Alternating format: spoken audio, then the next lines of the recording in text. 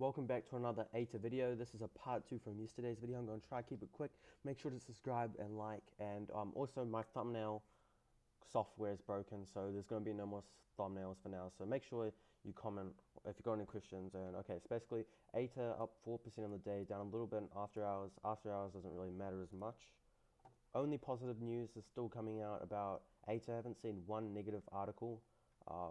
Okay, now Ater. I'm going to come into why we didn't see as much green movement as I would have liked to seen today, but why we can still see a lot of green movement coming up. Now first, Ater has a beta of 2.7. Now what does this mean? This means that it reacts to what the market does, which is pretty much SPY, very heavily. So if it's over 1, it means it overreacts to what the market does. So if it's up, there's a lot more green momentum. If it's down, there's a lot more selling momentum. And 2.7 is really high, and if we look at the SPY, down 3%. That's crazy. That's huge. That's a huge dip. If you guys don't know, 1% is bad for SPY. 2% is huge. 3%, I don't know how to word this. Usually no one talks about 3% because it never goes down 3% in a day. Just meaning that there's a lot of negative momentum against Ater today. But a few things I want to come into on the chart.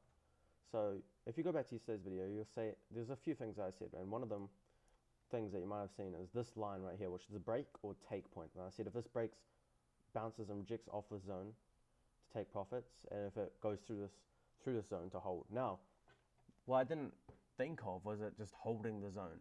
So I've got two possible scenarios, the bull and the bear. And I'm inclined for the bull. I'm going to come wide, but we're going to start with the bear to get that out of the way. Bear, as we break through this demand zone, and we come down here to the end of the supply zone at around 478, or into this supply zone just in general, with a possible 11% move downward, or we come up to this kind of golden line, 585. If you guys have been in Asia for a while, you know that this is a heavy support level, and we come up to it at about 9% green. Now, yesterday, what I said is we typically see rips, accumulation, as it kind of curves upwards slowly, cups a little bit. Cups, rips, cups, rips. And over here, what did I say? I can't put my indicator on, but it bounces off the moving average. I said there was no accumulation here, and it's not going to sustainably hold. It didn't sustainably hold, and it came down. But what do we have here? We've got more accumulation. We've got this nice cup. And this is kind of what I noticed. I said that today I wouldn't be surprised if we had a nice green day, nice rip, just to repeat this pattern. But if we come over here, accumulation, you can see the date down at the bottom. The accumulation usually lasts about 2 days. For these ones, 2 days, 2 days. And then we have these kind of like a 15% average rip. Now what do we see over here? This time the accumulation took about 4 days, about 4 business days, stock market open days.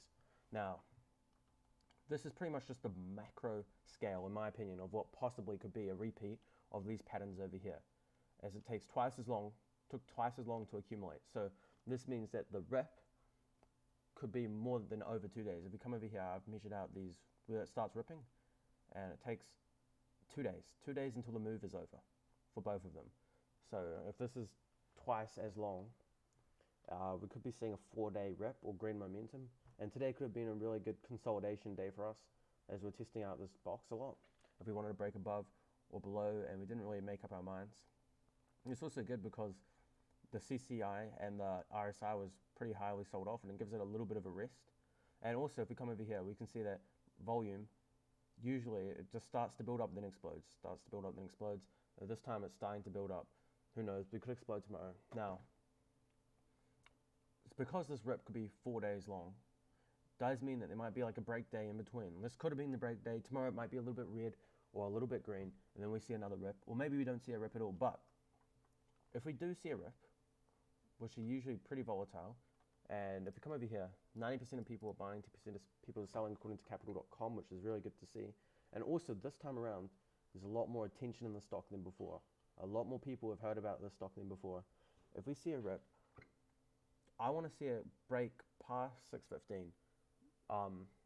Not tomorrow, but 615. There's also a lot of options at 615. I think there's 30,000 contracts from 550 to 6, which I'm not going to, actually I can bring this up really quick.